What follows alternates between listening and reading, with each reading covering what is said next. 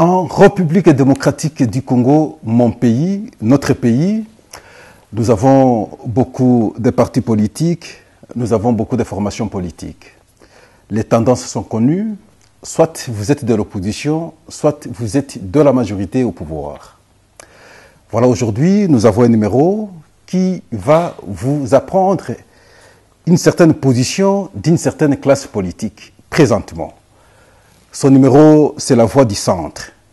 Et par voix du centre, nous vous expliquons directement, ici vous aurez à apprendre. Alors certains partis politiques ou un regroupement politique qui n'est ni de l'opposition, ni de la majorité au centre, mais nous allons nous poser la question au centre, pourquoi est-ce qu'il est encore possible aujourd'hui dans ce monde d'avoir un homme qui ne soit ni de gauche ni de droite, et qui soit à mesure de réfléchir de façon totalement indépendante. Et voilà, c'est autour de cette logique que nous aurons ce premier numéro de la Voix du Centre. Ce premier numéro reçoit pour vous Madame Bié Bongenge Micheline. Elle est la présidente du parti politique, Parti républicain écologique pour le développement, PRED en sigle. Et voilà, c'est avec lui que nous aurons alors analysé ou à chercher à comprendre, bien entendu, le sens du concept centre. Bonsoir, Madame Bié. Bonsoir, monsieur le journaliste. Nous vous recevons pour la première fois. Ici, je vous ai présenté comme présidente du parti politique, Parti républicain écologique pour le développement, PRED en sigle. Donc, vous êtes la présidente. C'est bien ça, monsieur le journaliste. Qu'est-ce que cela veut encore dire? Parce que nous avons beaucoup de partis politiques. Je vois un concept qui m'a plus intéressé ici, parti politique, écologique pour le développement. Ça veut encore dire quoi? Merci, monsieur le journaliste. Effectivement, notre parti s'appelle le PRED, le Parti républicain écologique pour le développement. Et cela a été décidé en toute conscience. Pourquoi?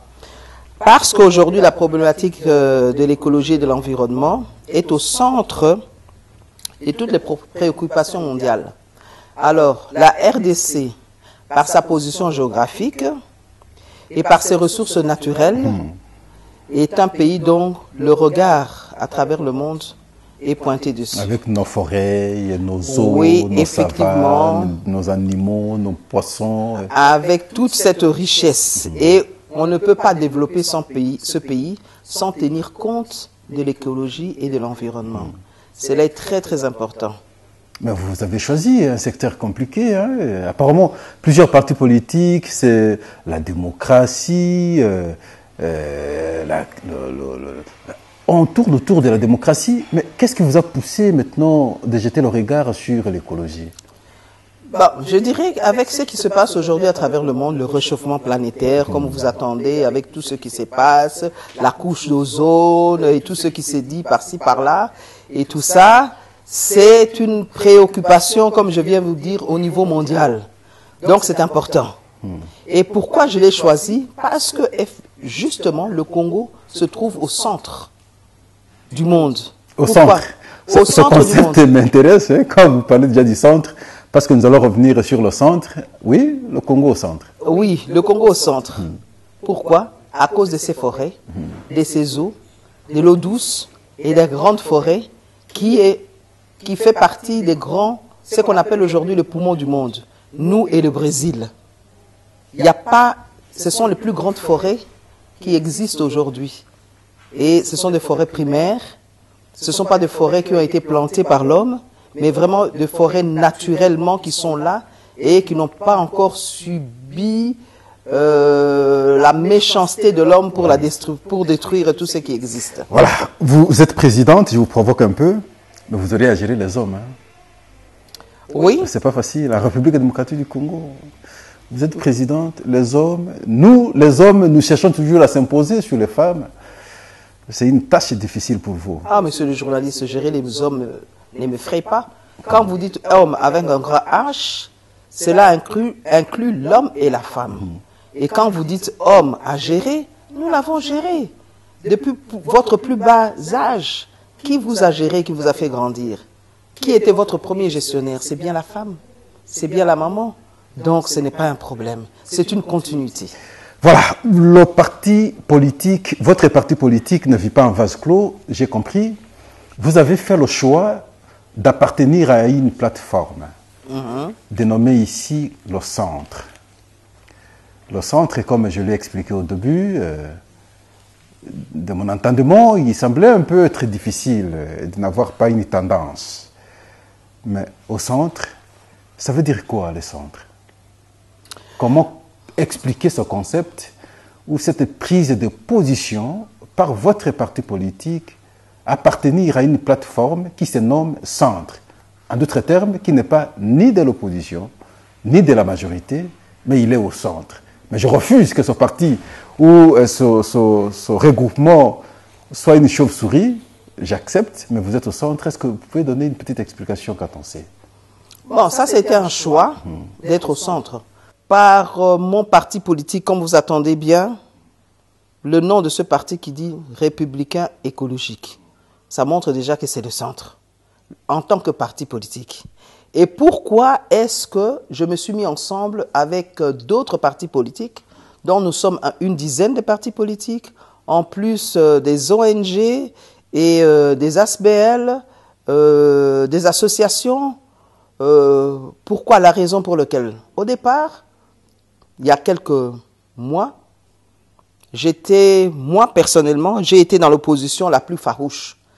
C'est qu'une opposition dans un groupe politico-militaire qui s'est mué en parti politique. Je me trouvais là, dans l'opposition. Et après avoir observé la majorité, je me suis dit aujourd'hui que avec les péripéties que j'ai subi de l'opposition, je me trouvais dans ce parti politique. Et après avoir observé, comme je vous dis, la majorité, j'ai pris une décision. Il fallait que je prenne une décision. Qu'est-ce que je vais faire? En ayant mon propre parti politique, je me suis dit, le meilleur endroit où je pourrais aller, ce n'est ni à la majorité, ni plus à l'opposition. Mais bien... Mais vous situez au milieu maintenant. Au milieu. Il faut que je sois au milieu. Pourquoi? Parce qu'après observation, je me suis dit, surtout avec ce qui se passe aujourd'hui, par rapport à tout ce qui est dialogue, glissement,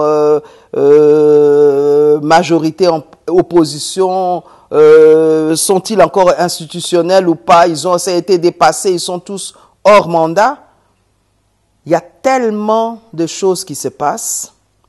Les deux pôles, que ce soit la majorité ou l'opposition, ils sont là figés chacun dans sa position.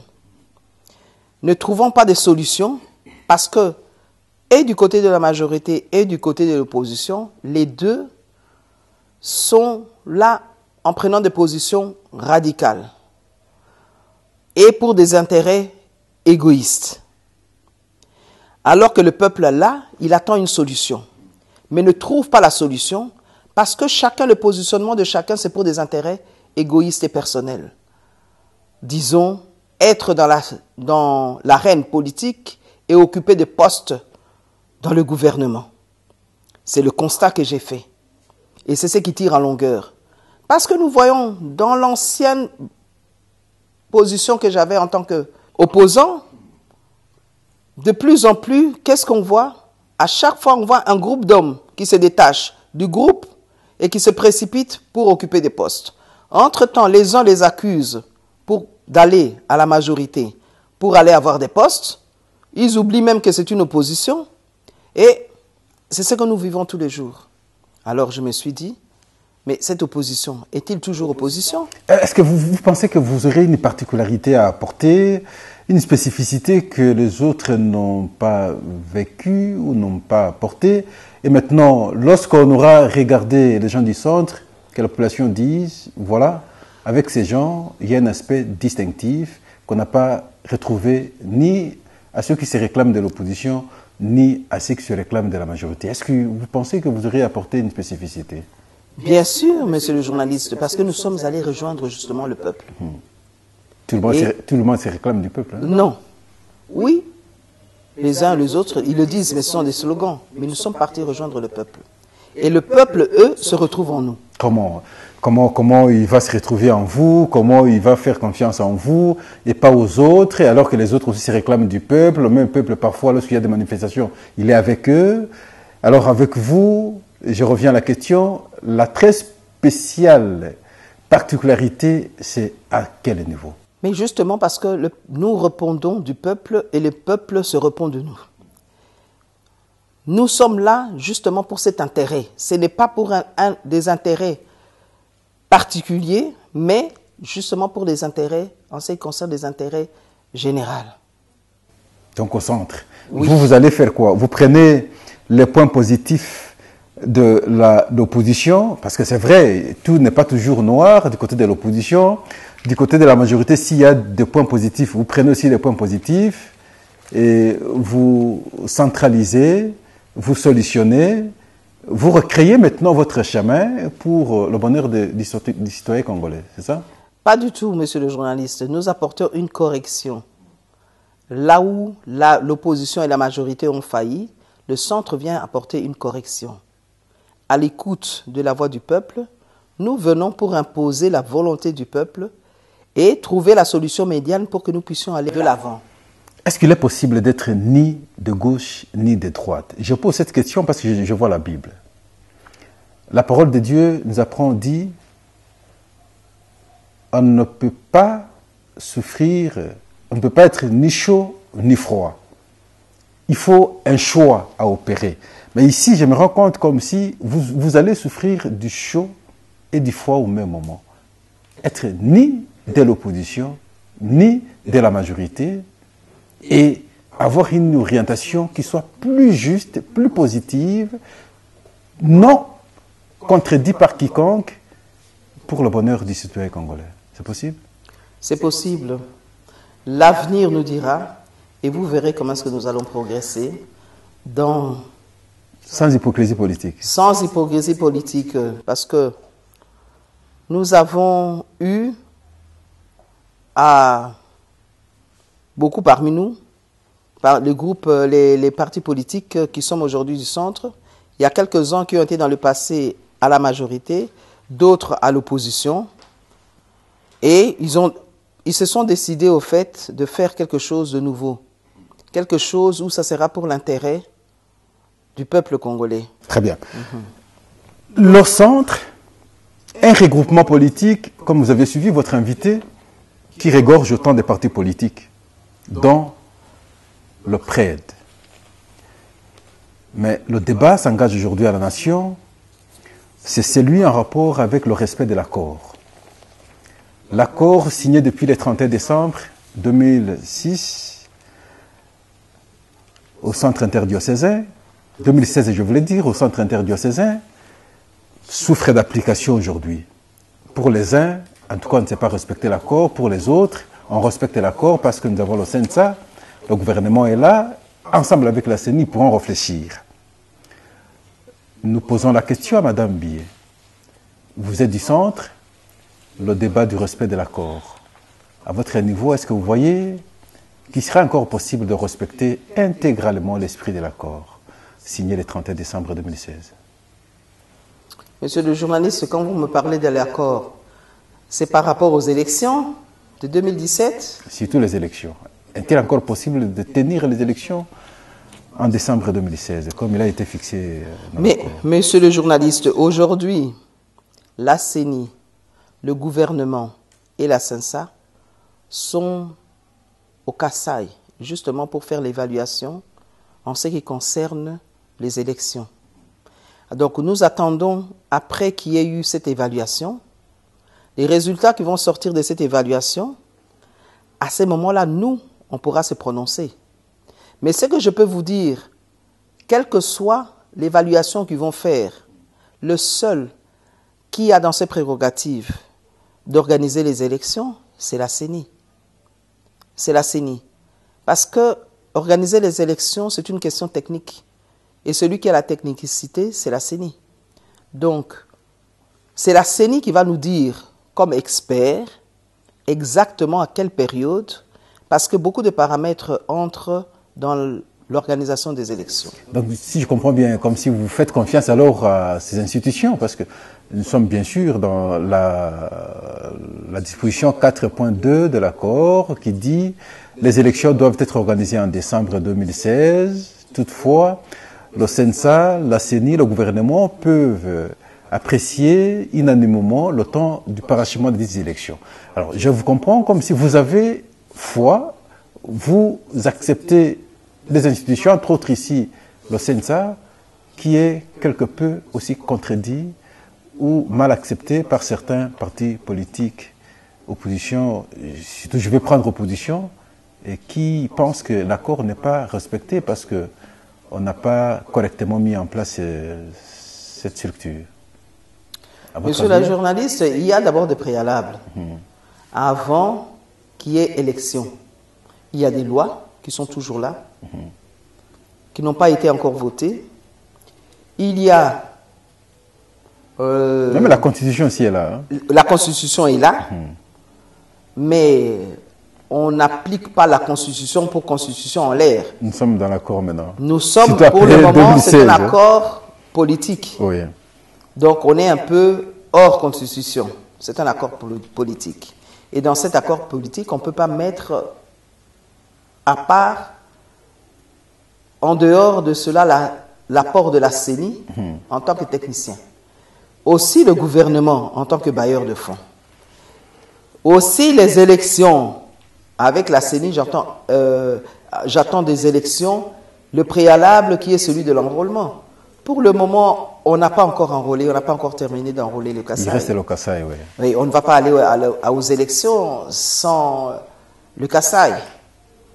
Donc, ce qui pourrait probablement, pour vous, retarder l'organisation des élections en décembre.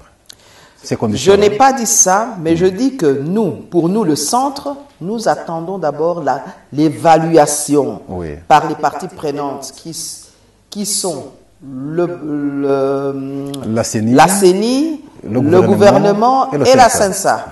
Dès qu'ils vont nous faire le rapport de leur évaluation, à ce moment-là, nous allons pouvoir nous prononcer. On saura le quoi et le pourquoi, le comment, qu'il y aurait ou qu'il n'y aurait pas élection. Voilà. Entre-temps, il ne faut pas aller dans la distraction. Le débat est là aujourd'hui au pays. Nous avons eu le premier accord signé le 18 octobre 2016, deuxième accord signé le 31 décembre 2016. Et aujourd'hui, on commence à supputer sur un troisième dialogue. Troisième dialogue, pour quelle fin, pour quelle nécessité, les gens s'interrogent.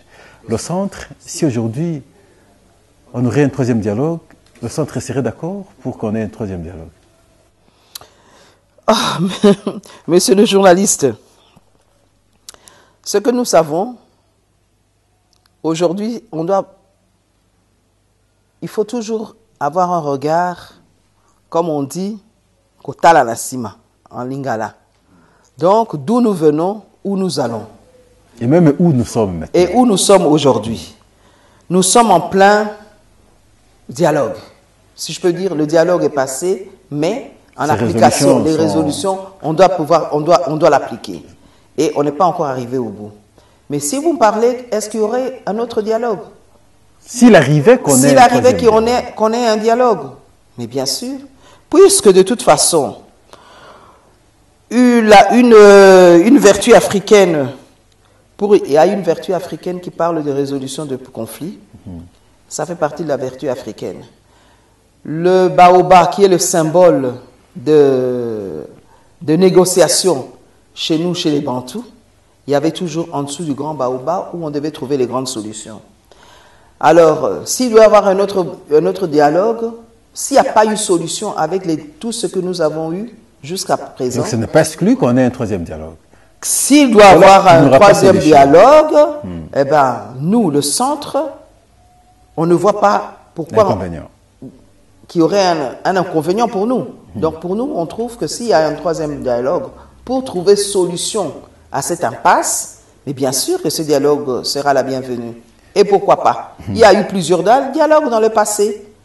Nous avons eu, par le passé, on a eu... le Palais de Marbre. Oui, le Palais de Marbre 1, Palais de Marbre 2. Nous avons eu Gaborone, nous avons eu Sun City, nous avons eu la cité de l'OUA, la conférence interdiocésaine, donc l'accord de la Saint-Sylvestre. Et si un troisième dialogue venait, mais ce sera de trop, se prêtait à l'horizon. Alors, pourquoi pas? Quand les autres disent, par exemple, ça risque d'être un dialogue de trop, avec des prétextes politiques, et peut-être parce que l'accord a verrouillé, n'a pas voulu que le chef de l'État, par exemple, ait un troisième mandat, on n'a pas voulu qu'on touche à la Constitution. Si on aurait un troisième dialogue, ça veut dire que ça pourrait permettre aux autres de revenir à ces dispositions pour que finalement, on touche à la Constitution. Et s'il arrivait qu'on touche à la Constitution, on parle du référendum. Le centre ferait quoi? Va-t-il aussi accepter qu'on fasse le référendum pour changer la Constitution? Ou aura une autre position contraire à cette logique du changement de la Constitution? Ce que je peux dire, d'abord concernant le dialogue, si ce dialogue va venir mettre un terme à l'impasse et qu'on pourrait évoluer, ça serait une bonne chose. En ce qui concerne le référendum, on se souviendra que le référendum, c'était une position de la majorité présidentielle. Ce que j'ai appris dernièrement, il y a eu une réunion du bureau politique à Kingakati, et là, ils ne sont plus pour le référendum. Donc, si la majorité qui, lui, avait pensé peut-être qu'un dialogue pourrait décanter la situation, s'est rebiffé et il a pris une autre position, ben, on dira, les chrétiens diront, eh ben, gloire à Dieu. Au moins, ils ont réalisé que ce dialogue était devenu difficile. Pourquoi, au fait, c'est quoi? Et la majorité et l'opposition, et vous venez de le dire aujourd'hui, entre guillemets, le centre se réclame du peuple. Et quand le peuple est allergique au référendum, je crois que la majorité a fait sa petite enquête, a vu que ça ne passe pas. Et si ça ne passe pas, puisqu'il représente le peuple, il a pris une décision. Et moi, je crois que cette décision est à féliciter la majorité. Parce que il a reconnu et il a vu que ça ne passera pas. Après avoir vu son sondage, que ça ne passera pas, le référendum ne passera pas, il a pris une décision. C'était une décision qui est, nous, le centre, nous le félicitons d'avoir pris cette grande décision. Voilà. Le centre apprécie la décision contraire ou contre le référendum, contre le changement de la Constitution. Bonne chose, Madame Bi. On est pratiquement à la fin. La République démocratique du Congo, votre pays, aspire toujours aux élections. Maintenant, quel message vous pouvez lancer maintenant à cette population qui attend les élections? Et demain, le parti connaîtra sa sortie officielle.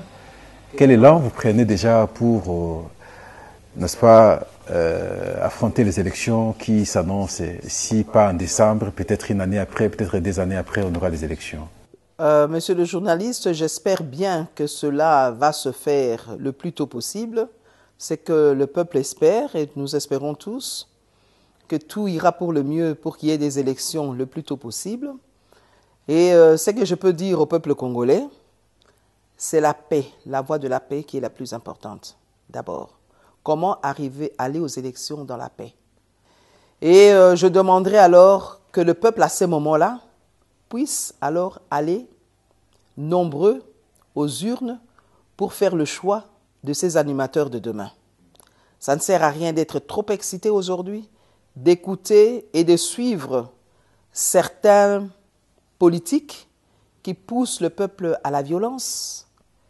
Et ça ne sert à rien. Nous, le centre, nous sommes pour les élections démocratiques. Et nous croyons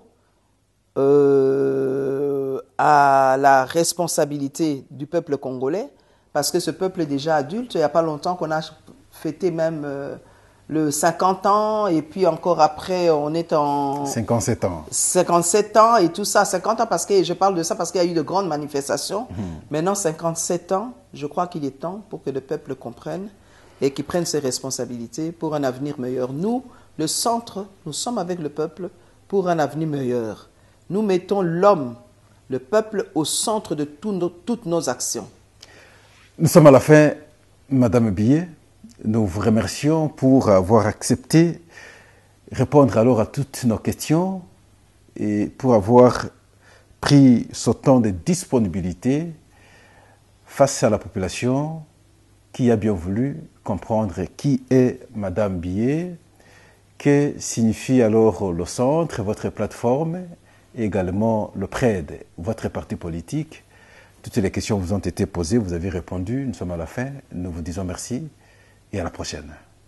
Merci bien, monsieur. Voilà, nous sommes pratiquement à la fin de notre entretien, l'entretien que nous avons reçu pour vous, Madame Billet Bongenge Micheline, présidente du Parti républicain écologique pour le développement, parti politique faisant partie de la plateforme Centre. Et voilà, nous avons échangé avec elle, vous avez suivi ses points de vue, nous estimons que vous avez apprécié ses points de vue. Nous sommes à la fin de notre premier numéro de La Voix du Centre.